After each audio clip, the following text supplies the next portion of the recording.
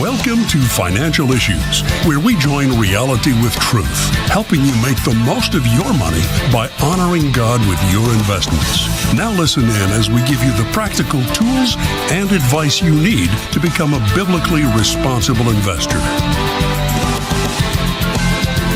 Good morning. Welcome to Financial Issues this morning. I'm your host, Shana Burt. Thanks for tuning in.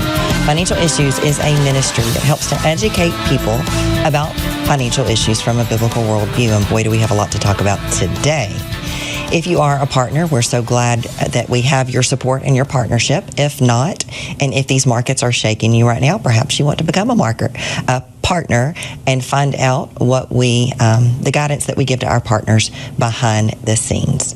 So we do encourage you to be a biblically responsible investor where you're building a portfolio that honors God, screening out companies that are supporting the garbage in our culture, abortion, pornography, the LGBTQ agenda. Well, on today's show, we are going to get to your calls and questions at some point. Our phone lines are already open. If you want to get your call queued up, 610-363-1110 is the phone number to call, and you'll be the first caller in the queue. We'll bring you in the know here in just a minute, and a little bit later in the show, we're going to get some encouragement from Jeremiah 9:23 and 24. So, at Financial Issues, we help you to stay in the know about the financial issues of the day. We help you keep you abreast of what's happening in the economy and the markets, and help you understand how that impacts your own personal financial issues.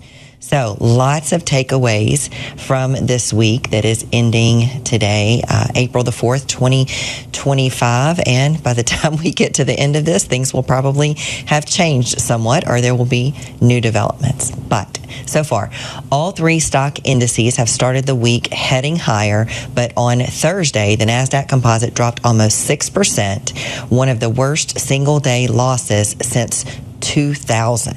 It sits just outside the top 20 worst single-day drawdowns since 2000.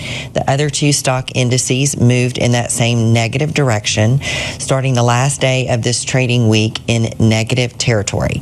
The market, of course, is reacting to the unfolding trade war happening on the world stage because of President Donald Trump's aggressive new trade proposals or policies that are being implemented in short order. A universal 10% tariff on all imports into the United States, along with tariffs of up to 54% on certain Chinese goods and 20% on European Union imports. So Trump's America First economic policies is sending shockwaves through the global markets. Other countries are actually shocked that America is now looking out for its own interest. So far this week, the Dow is down 1.8%, the S&P down 3.3%, and the NASDAQ down 2.1%, approaching bear territory. So cumulatively from the high, the NASDAQ is down somewhere in the neighborhood of 15%. Hard to keep up with because the numbers keep moving. But the pre-markets were very, very negative this morning until the non-farm payroll report for March came out, when they reversed or stopped some of the hemorrhaging and started heading higher, but are still in negative territory. So one headline prior to the jobs report this morning read, stocks cratered on Thursday, with S&P 500 and NASDAQ composite suffering their worst session since 2020 as investors flee risk assets over concern that Trump's tariffs will ignite a trade war. Trump's response, he said, "I think it's going very well." It was an operation like when a patient gets operated on, and it's a big thing. I said this would exactly be the way it is. The markets are going to boom. The stock is going to boom. The country is going to boom. And the rest of the world wants to see, is there any way they can make a deal? So that was from President Trump. So the NASDAQ, like I said, is in correction territory, halfway towards bear market territory. But that's not highly uncommon or reserved only to times like the great financial crisis or the dot-com bubble. There have been 21 declines of 10% or more in the S&P 500 since 1980, with an average drawdown of 14%. So on Monday, we wrote this to the partners. I usually don't share the partner commentary, but I did want to share a little bit of it today.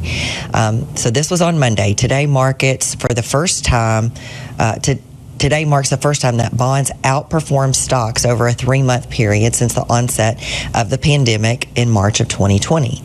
The Dow plunged by 900 points. NASDAQ sees its worst day since 2020.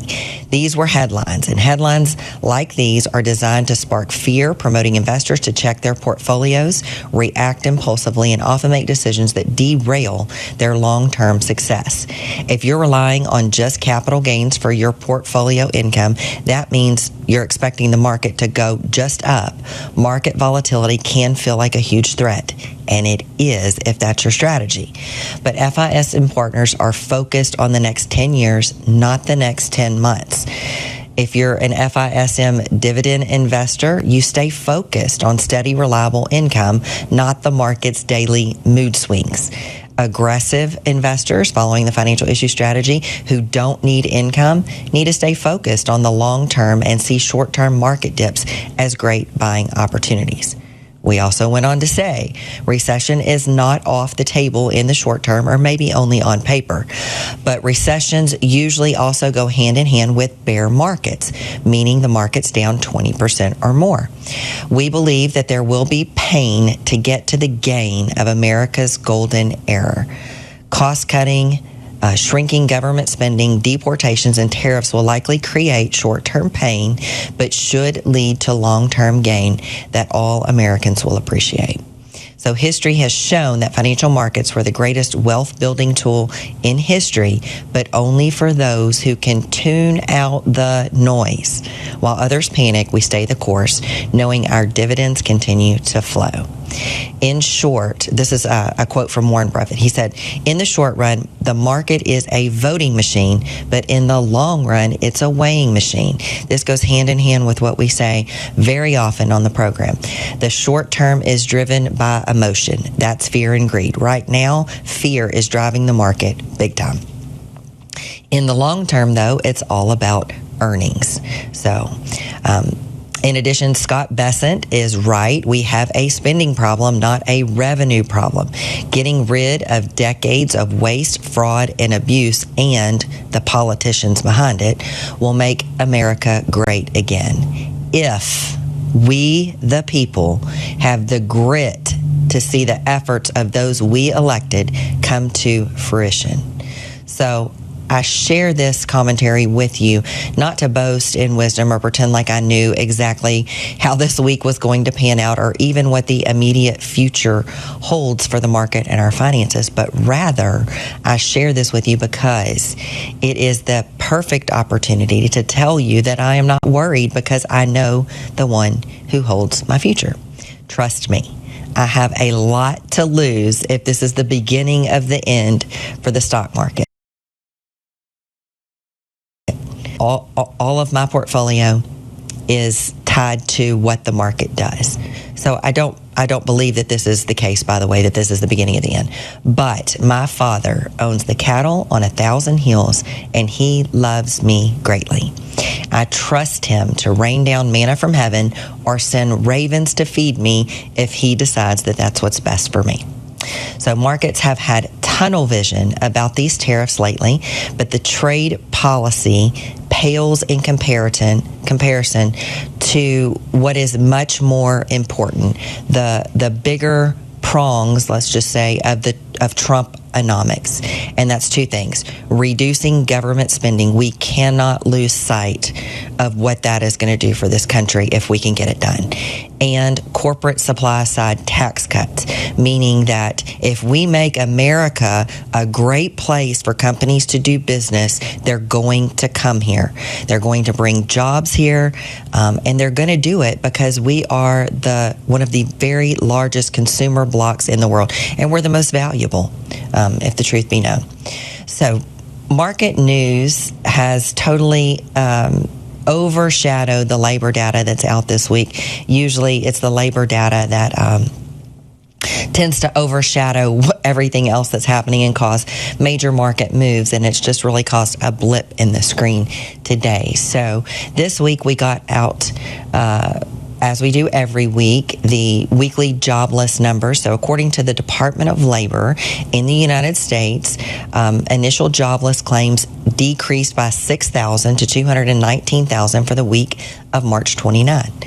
Below expectations of 225 to remain at historically low levels. So now we're here in the more level-headed side of where the economy actually is. We also got weekly numbers. Those claims continued to rise.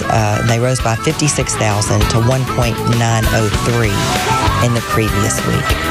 I hear the music. That means we got to take a break, but I've got more to tell you. So make sure you stay tuned. We're going to talk about it right after this break.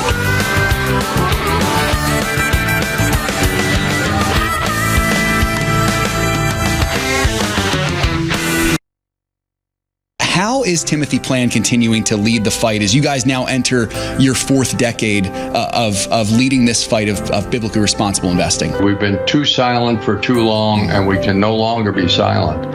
You stand up, like Ronald Reagan said, we're only one generation away from losing all of our liberty. Yeah. It has to be fought for.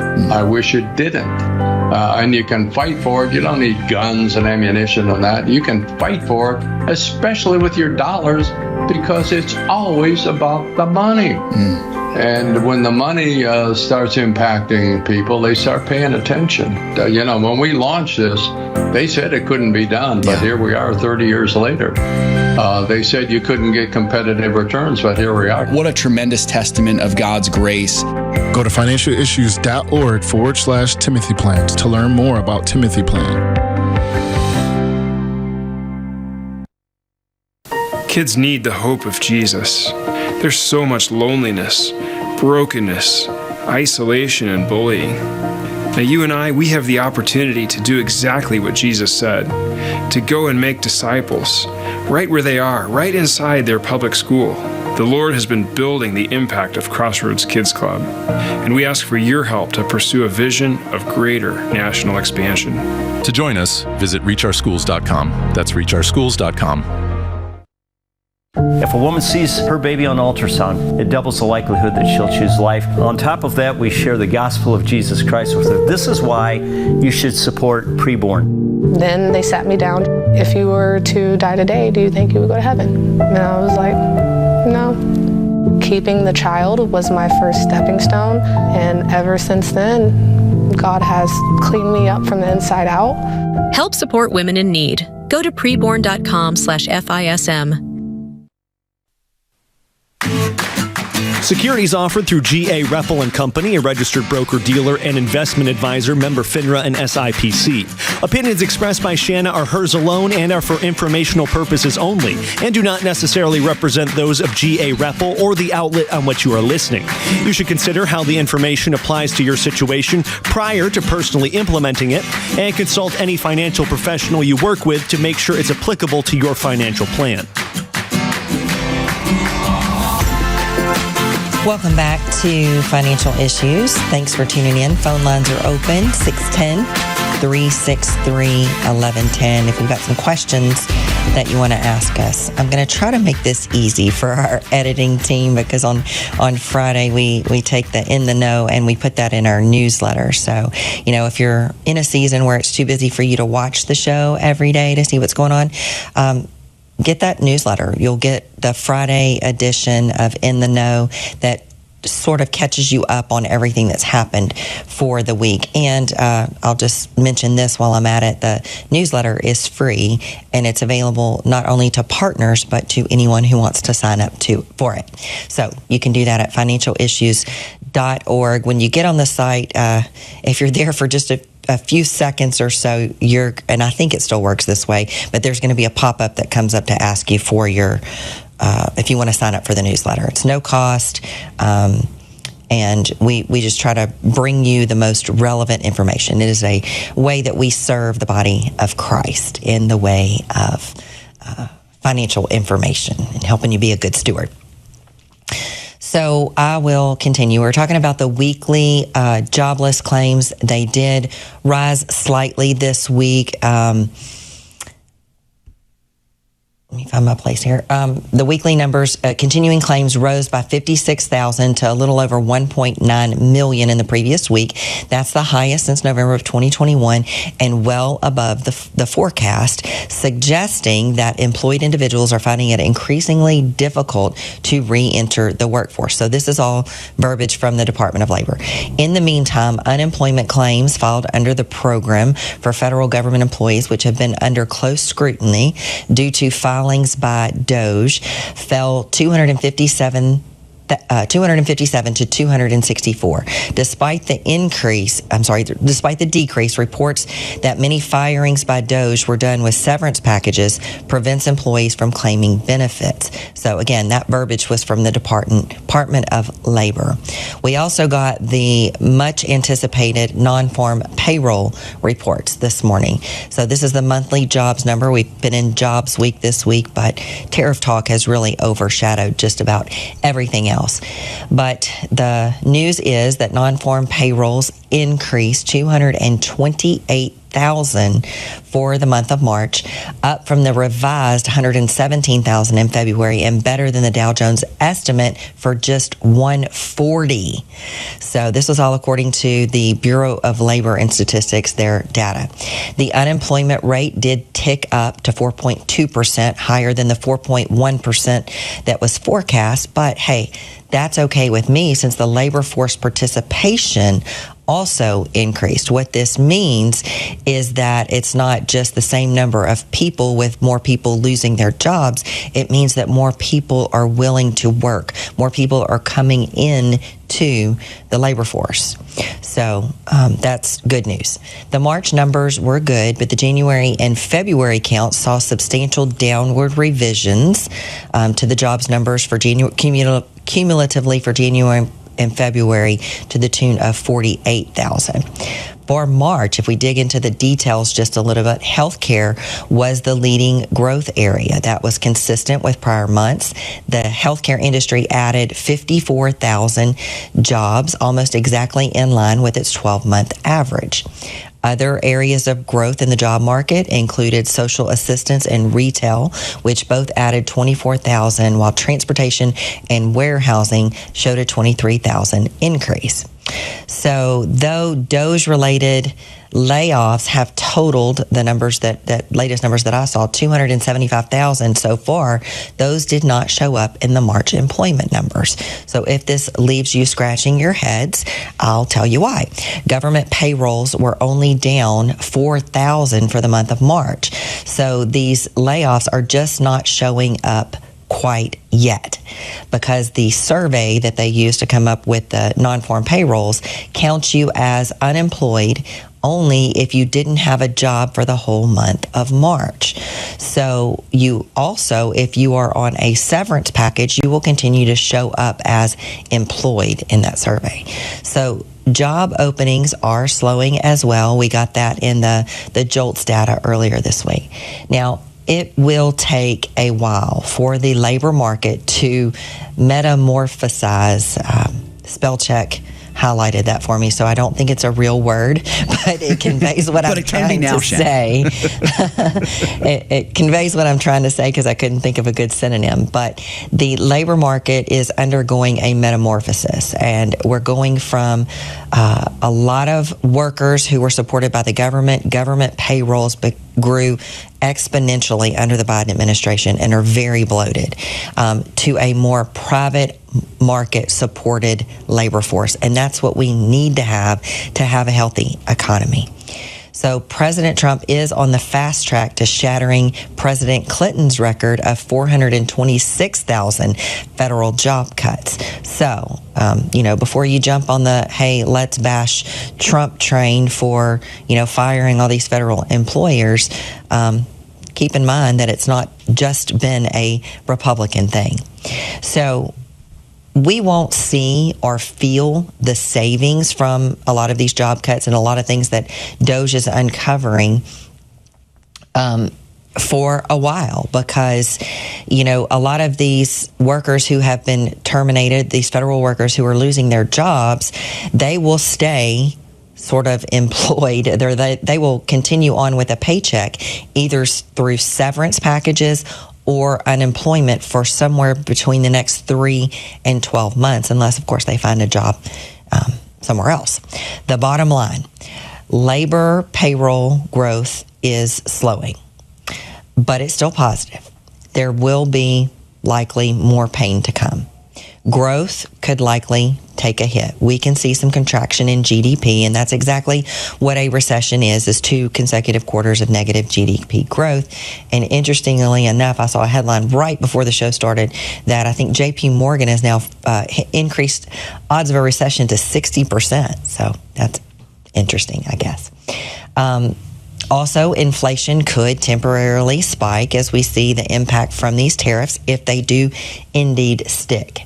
And now, what does the market expect? Well, the market expects the Fed to cut 5 times this year. So they're expecting interest rates to go lower. They're expecting the Fed to step in and save the day. Just weeks ago, the market was only expecting 2 rate cuts this year, just to show you how much market opinion can change in such a short time. So the American people hired a highly qualified business leader in President Trump to take back America. Our mandate was clear. We wanted our borders closed. We wanted America first. We wanted lower taxes. We wanted a better business environment. We want lower inflation. And we want this golden age that President Trump has talked about. So let me say this. You cannot micromanage Trump. You cannot hire someone who you have a lot of confidence in, who has a lot of experience, who has a great track record, and when you don't like something, a little consequence that's happening as part of the agenda, you can't take that back and start to micromanage him. It's sort of like having a ruptured appendix. You're in a lot of pain.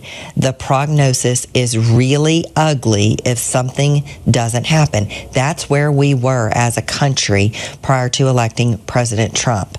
Now, if you've got a ruptured appendix, you've got to go to the hospital, and you've just got to trust the doctor to do what it takes to make you better. You have to trust that you've hired someone who knows the remedy and can help you out of your situation. So, I've been saying for a while, if we're going to get back to a place where America can survive economically, we've got to go through some pain. We've got to take the medicine. So what's coming next week? Very likely more downside market volatility, with China just announcing this morning that it's 34% tariffs. On Wednesday of next week, we get the Consumer Price Index for March. All eyes will be on inflation. While tariffs may raise prices temporarily, we must keep in mind that controlled inflation is a small price to pay for national security and economic independence. So next Friday starts the beginning of Q1 earnings season. We'll start to hear how companies performed in the first quarter of this year. I think the main takeaway that we're going to get from this earnings season is that if companies can even issue forward guidance, there's a lot of uncertainty about how their earnings will play out. It's going to be muted. So, and we'll see stocks react on that. So lots of pain potentially in the coming future. Now that you're in the know about the recent and upcoming financial issues, we hope that you will learn more about how we can help you integrate those issues into your own stewardship. Find out more about our strategy at financialissues.org. Let's shift gears really quickly. I know it's Rapid Fire Friday. We got a caller in the queue, and we're going to get to them. But we're on the verge of, I don't think we have enough time in this segment. So our stewardship verse of the day comes from Jeremiah 29:34. Thus says the Lord, let not the wise man boast in his wisdom. Let not the mighty man boast in his might. Let not the rich man boast in his riches. But let him who boasts boast in this, that he understands and knows me, that I am the Lord who practices steadfast love, justice, and righteousness in the earth. For in these things I delight, declares the Lord. Wisdom, riches, strength, all these things are things that the world places tremendous value on. But if you have these things the way that the world serves them up, they will never be enough. This verse tells us that God values steadfast love, justice, and righteousness above wisdom, riches, and strength. The only way to obtain these things is through knowing God, because He is all of those things. Good stewardship isn't just about boasting in how well we manage our money or build wealth, but about how well we know God and align our financial decisions with His heart. True stewardship isn't about building our own kingdom. It's about knowing the King and using all we have to reflect His character in the world.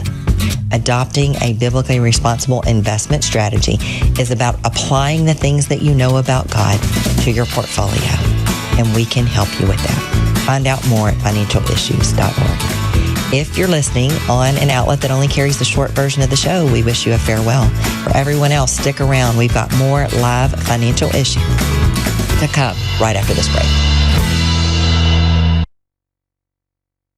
Where's Mima? We found out Shepard's diagnosis when I was about 17 weeks pregnant. We learned that he was going to need a series of surgeries after he was born in order to give him what they considered a normal life. And we weren't sure how this worked. Yeah, very emotional, very, very broken. And as my wife just said, not sure how this worked. And called Samaritan, and they said, you just go have that baby. You leave the rest to us.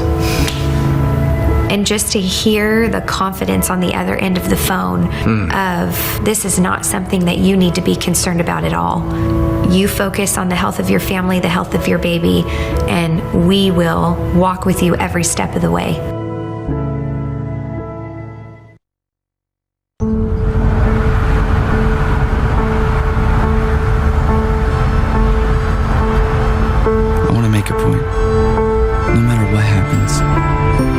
Be there for you. I know.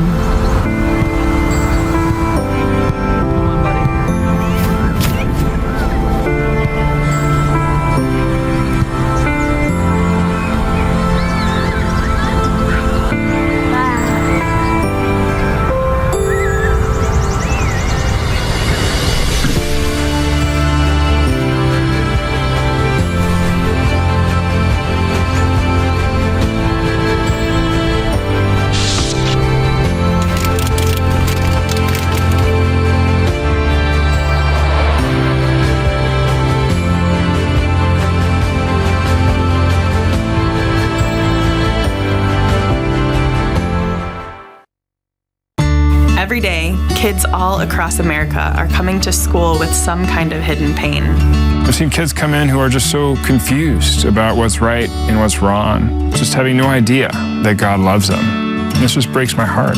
Crossroads has the opportunity to bring the Word of God right into the public school, to reach children right where they are.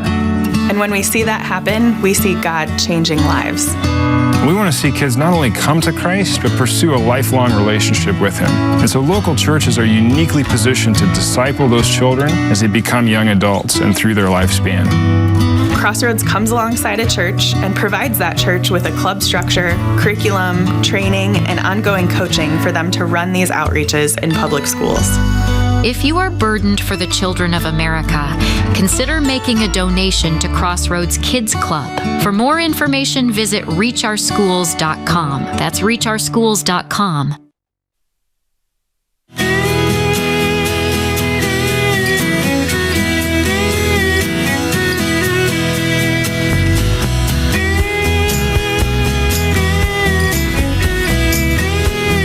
Welcome back to Financial Issues. Y'all were worried about me. I heard you. I was just trying to see where the markets were opening this morning before I came back in. Shanna, I had heard people were joking when I was on paternity leave that I'd been raptured, and I wonder if people thought you got raptured right there, which would, I mean, a lot of more people would get raptured, folks, if that was happening. But anyway, sorry. Just nope, Seth. Only Seth. You're clearly still here. That's right, I'm still here. And we know that you would be the first one to go. That's to right. be raptured, so we can all rest assured. There you go. Well, the markets have opened this morning, and they have opened in negative territory. The Dow's down 2.5%, NASDAQ down 3.2%, S&P down 2.69%. So the headline says Dow drops 900 points, crushed for a second day on fears Trump has ignited a global trade war. Well, that's not news. They've been talking about that for a while. So I don't know. Good buying opportunities are being created. Don't get excited at this point. I do believe there's probably more downside to come.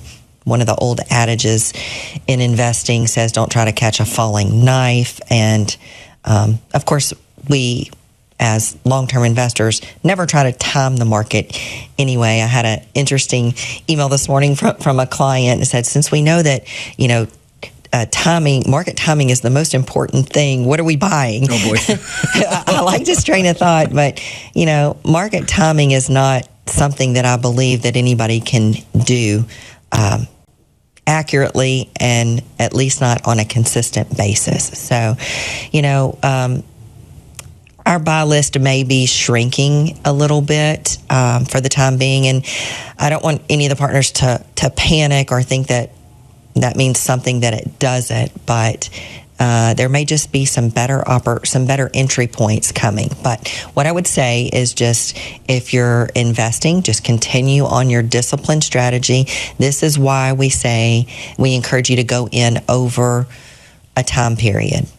3 months, 6 months, 9 months, even a year, if you want to. If you don't know a lot about the markets and you're just starting this, it's good to go slow. You want to know what you're doing, because it's ignorance that breeds fear, and ignorance is not a bad thing. Ignorance just means that you don't know. And so whenever you start to learn things, you start to know. And when you know things, when you have knowledge, when you have wisdom, things become less scary. One of the things that you should know if you're investing in stocks is that at some point in time, it's almost a given that those things are going to go down in value. Now, if you happen to start investing at a time when the market is going up and then you see a downturn, well, that's a little bit easier to take, for some people. But again, keep the focus on the long term. We got some calls. Let's go to the phones. We've got Bob calling from Ohio. Hi, Bob. You're live on Financial Issues. Hi, Shana. Good to talk to you. Thank you so much. I really love the new website. It's great. Awesome. Nice, Bob. Good. Yes, it's a great tool. I have a question. I'm one of the ignorant ones you were just talking about, but I am willing to learn. Awesome. There you go, man. So as far as the new money goes, does that mean that, say, for instance, the new money that I'm putting in my goal is to put in $2,000 a month every month, and then so every time that I do invest, that's new money, correct? Yeah, I know that new money terminology has sort of been a point of confusion for a lot of partners. So I think new money I think there's kind of two different categories. One, if you're looking at your portfolio tracker and you have a lot of excess cash, that's money that needs to be deployed. And so if, for example, we've had a lot of sell orders like we've had over the last, toward the end of last year and some toward the beginning of this year, that probably created an excess of cash for some investors. That money needs to be redeployed on a consistent basis. The new money that I think that you're talking about is money that's never been invested before that you're putting in on a regular basis. Am I right about that? Correct. Okay. And so go ahead with your question. Can you clarify it for me? Yeah. So I'm just wondering, because I see some commentary sometimes that says the buy list is only for new money, and there's a lot of times that I'm putting new money that has never been in the market before, and does that mean I shouldn't be adding to positions that I already have that might be down, or does that mean that how does that work? Because that's a good question. I don't want to. Yeah. That's a really good question, and I've noticed that new money terminology seems to be a point of confusion for a lot of partners. So I'm working on revamping some of that language. So you're in a position where you're doing what's called dollar cost averaging. You're putting $2,000 a month into your investment plan. It's a similar concept to, let's say that you're participating in a 401k or an employer-sponsored plan. Money's coming out of your paycheck and it's just going in. So if you're doing that, once a month, you're going to go look at your portfolio tracker, and that's going to tell you, you're going to update your figures. You're going to see where you need to deploy the money. So that's really the most important thing. And once you get a portfolio built, when you use our guidelines, we have an asset allocation model. Once you have enough companies, in a particular sector, you don't want to keep adding because that tends to dilute the portfolio. So to have the beginning of a meaningful position in an individual stock is 1%. So if you have less than 1% in a company, it has very little impact to your overall portfolio, because whether it goes up a lot or down a lot, it's only 1% of your portfolio. So, if it's less than that, then it has a smaller impact. So what I would say is, once you get enough positions, then you can just start to add that money into the places that are lowest in value.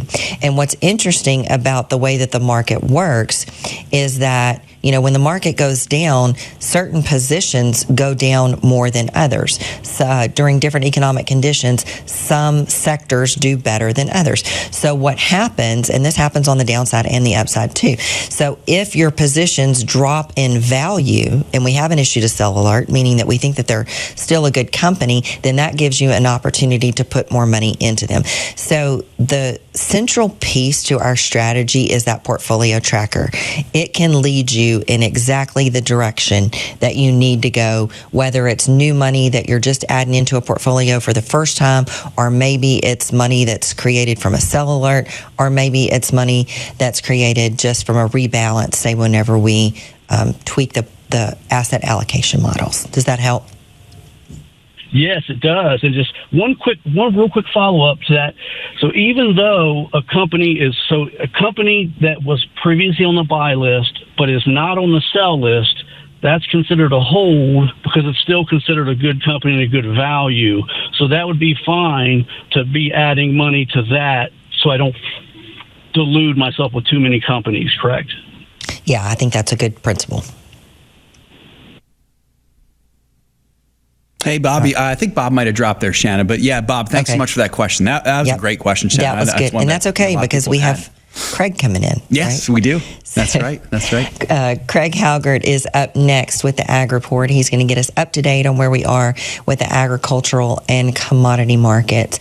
After Craig, we hope that you're going to stick around, because we have another caller in the queue that we're going to get to, and we have some questions that have come in on social media and through our website. So we're going to get some answers to those questions and finish up with sort of a rapid fire Friday.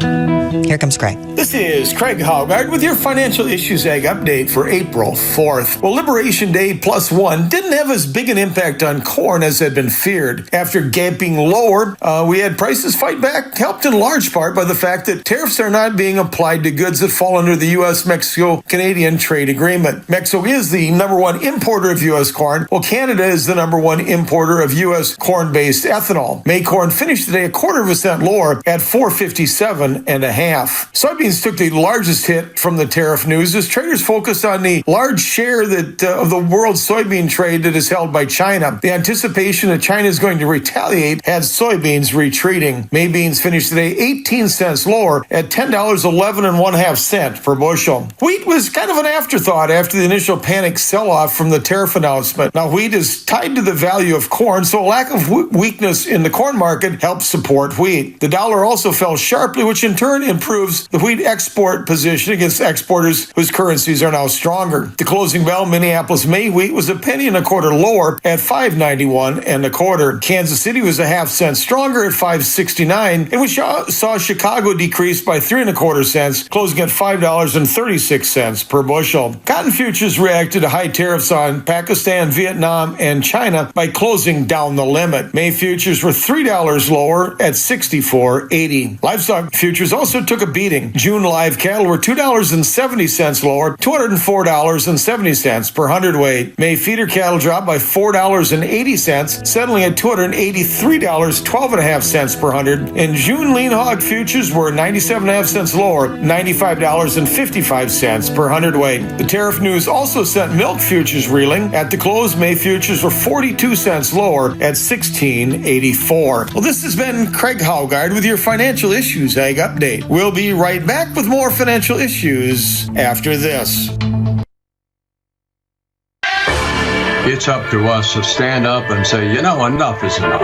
All of this unbiblical stuff that's going on, whether it's abortion or transsexual or LGBTQ, widespread pornography, human trafficking. Bottom line, it's still up to us. If we stop investing in these corporations that are trying to destroy us, sooner or later they're going to wake up. To learn more about biblically responsible mutual funds and ETFs, go to timothyplan.com. Hi, this is Sheena Bird, the host of Financial Issues. The Financial Issues family is so blessed to have saved tens of thousands of babies, all thanks to the generous support of you, our listeners and viewers. For $140, you can sponsor 5 ultrasounds. Please go to preborn.org, that's preborn.org, or financialissues.org and click on the Preborn logo. Save a baby, save a life. What separates Crossroads Kids Club from other ministries to reach school-age children? What sets you guys apart? First of all is our connection with local churches. We mobilize, equip, train, support local church partners. We're right inside the schools. There's a number of ministries that try to serve public school children outside of the school, but we're able to be right there on the campus. Another key thing is just our values. Our highest value is actually relationships. And so we're not a ministry that's driven by a lot of fancy technology or flashy stuff, but rather getting adults who love Jesus and who love kids to sit on the floor with a group of kids, to listen to them, to love them. So I would say the relational emphasis and the simplicity of the model is actually something that makes Crossroads special as well. Help reach kids with the hope of the gospel. Visit reachOurschools.com.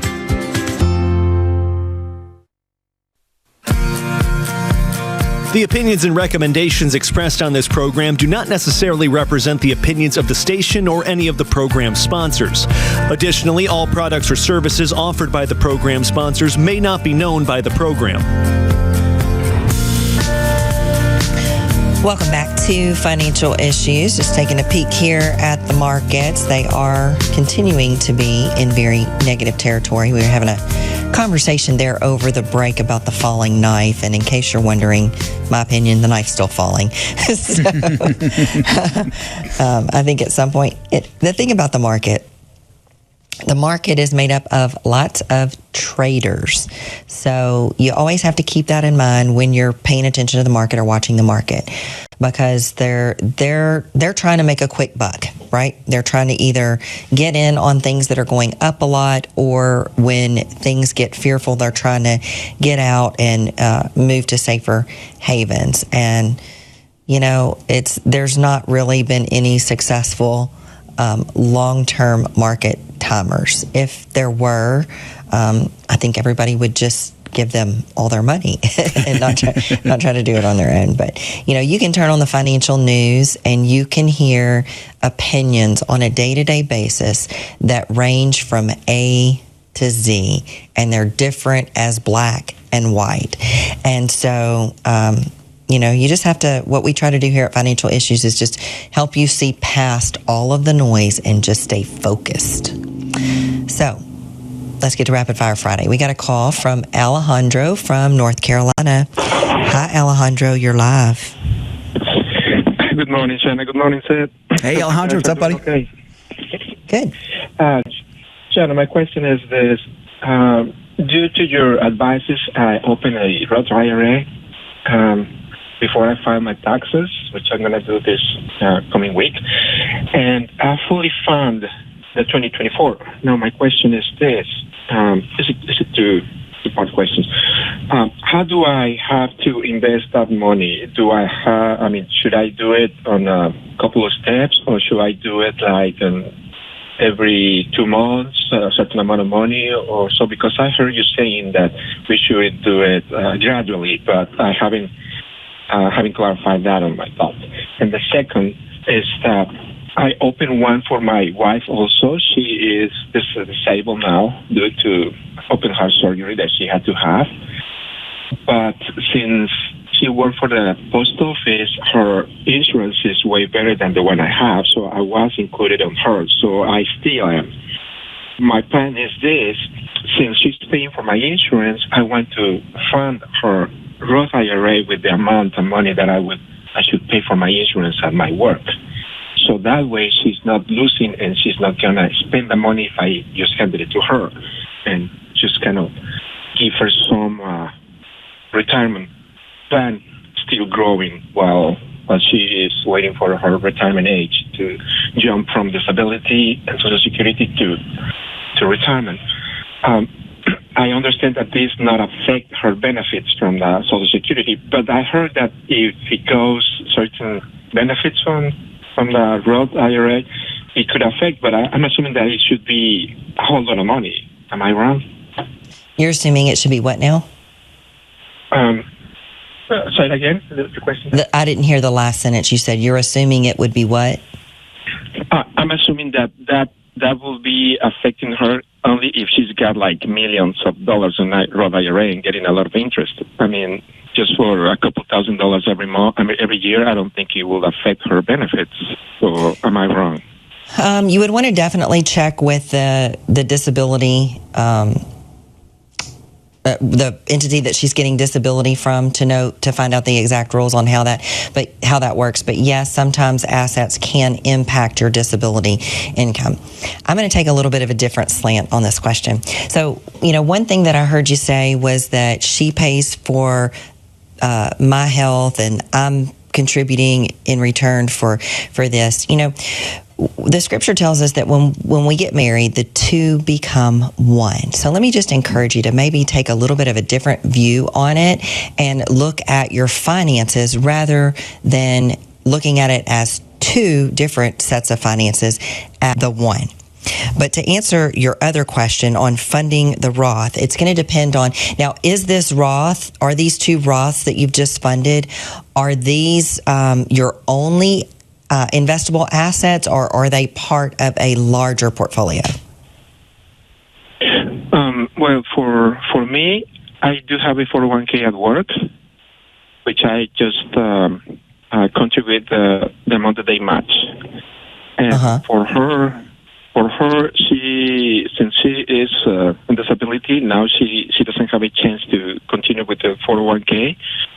So she only had it for maybe 5 years because she's been working she worked for the post office for around 15 years, but as I saw 10 years, she didn't have that benefit. So when she got it, she started, but COVID and do these assets in the Roth, do they represent, are they the most of your portfolio, or are they a part of a overall larger household portfolio? Because my answer is going to be different. If this is 100% of your portfolio, then I'm going to suggest, take a 6 to 12 month approach, set up a regular investment program where you're deploying that money once a month on a regular monthly basis. If this is, let's say that these Roths were only represented 2% of your overall portfolio. Well, then I would say, you could use that money to just supplement and add into to the rest of your other portfolio. So it makes a difference if this is the entire portfolio that we're talking about, or if this is only a small piece. Just going to start it. Sorry, you cut out. Say that again. I'm just going to start it. This is my whole portfolio. Okay, so yes, take that first approach. Take at least a 6 month time. And are you following the investment strategy or the fund strategy? You building your own portfolio or using the funds? Not yet. I haven't get any strategy or anything. Like I said, I just opened the account. I just became a active member, and I haven't even checked the new website yet. Okay, great. Well, the first place that you're going to start, I want you to go to the asset allocation model page, and I want you to read through the different asset allocations. At the top left, there's a button that you can push to get the longer descriptions of the portfolios. Now, there's basically two different models that you could choose to follow.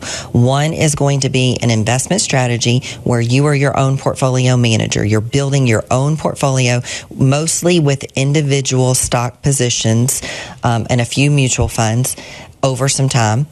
The other portfolio is a less hands-on strategy. So it's where you use mutual funds and ETFs to build out your portfolio. So when I say less hands-on, you're not picking the individual stocks. When you use funds or ETFs, mutual funds or ETFs, you're hiring professional money managers to make those day-to-day decisions for you.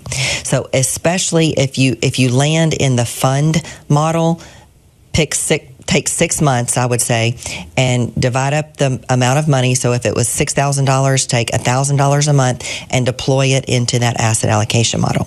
Once you decide whether you're using the investment model or the fund model, then you need to make one more decision, and you need to decide about your risk tolerance and your time horizon. So go through and read the descriptions. Just read. There's 3 choices if you're going into the investment model where you're going to build your own portfolio.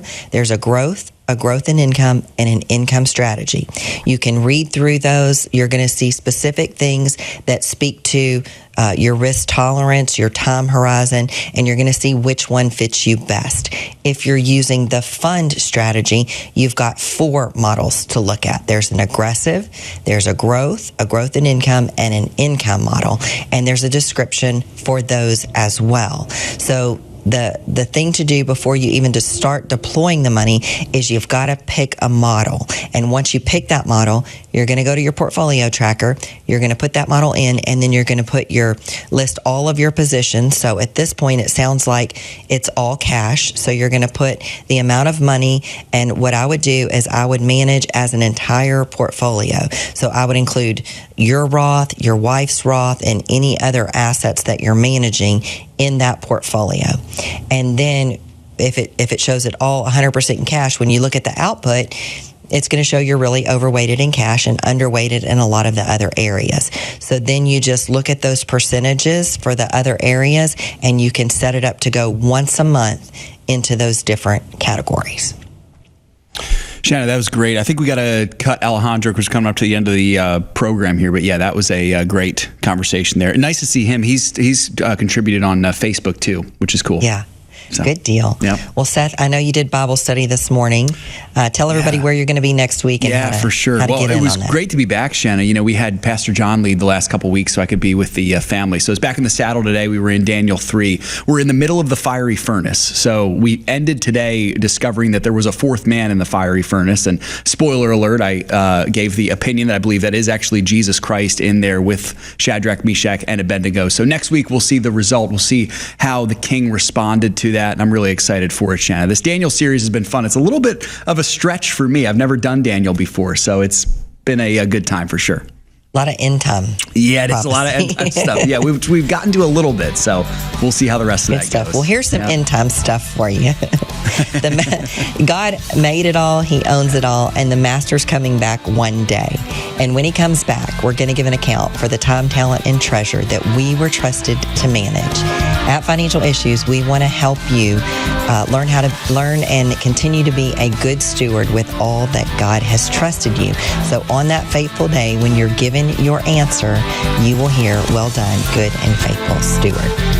Well, find out more about our ministry at financialissues.org. Consider becoming a partner and or a monthly supporter of the ministry. We are listener and partner funded. Lord willing, we'll be here next week, so tune in next week for more Financial Issues. If we ever forget that we're one nation under God, then we will be a nation gone under. Thank you for joining us. This has been an FISM production.